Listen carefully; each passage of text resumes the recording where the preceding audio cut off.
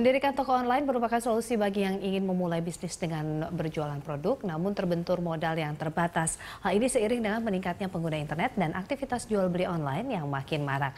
Lantas, bagaimana kiat merintis bisnis online dengan sukses agar menangguk omset dan pasar? Kita langsung membahasnya bersama Indonesia Business Online Coach Andika Wijaya Kurniawan. Mas Andika, ini bagaimana sih tantangan bisnis online? Sebegitu besarkah pasar-pasar yang bisa dimanfaatkan? Iya, sangat besar sekali sebenarnya untuk bisnis online. Ada peningkatan dari persentasenya tahun ini? Banget.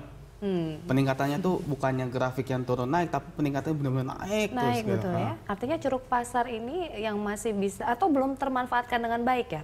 Penetrasinya seperti apa tuh? Untuk online bisnis sendiri ya, online bisnis atau toko online sendiri, oke. Nah, itu masyarakat khusus Indonesia masih minim. Persentasenya. Literasi sedangkan kalau misalnya entrepreneur di Indonesia itu kita butuh 2%. Sedangkan untuk toko online sendiri belum sampai.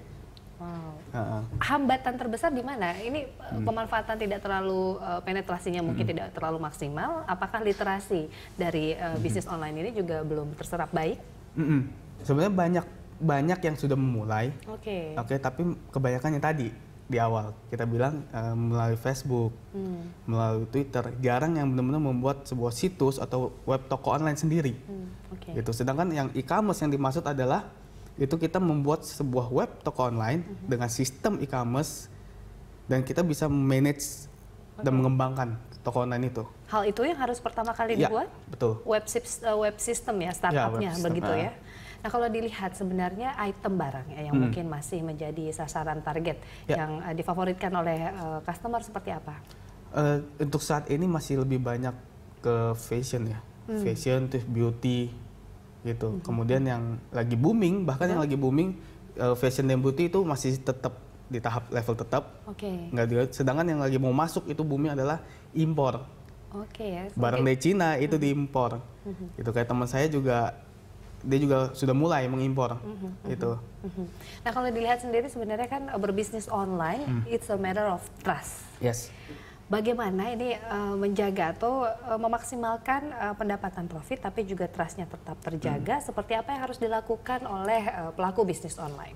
Nah kalau kita ambil dari sisi sebagai penjual ya, trust penjual terhadap konsumen.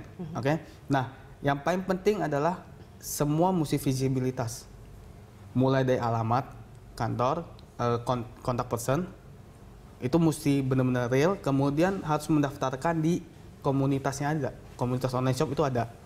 Kemudian harus berbasis legalitas minimal CV, itu minimal untuk mendapatkan trust. Gitu. Tapi kalaupun belum ada modal untuk bangun CV, untuk meningkatkan itu bisa daftar ke polisi online shop nggak salah namanya. Itu ada. Nanti mereka yang verifikasi kebenaran toko online ini.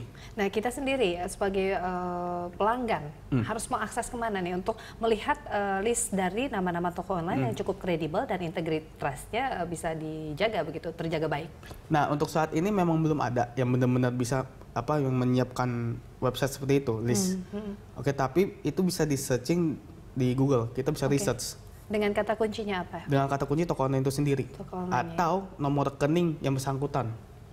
Kalau misalnya dia toko online, kita melihat banyak ya penipuan elektronik, contohnya gadget. Gitu kan?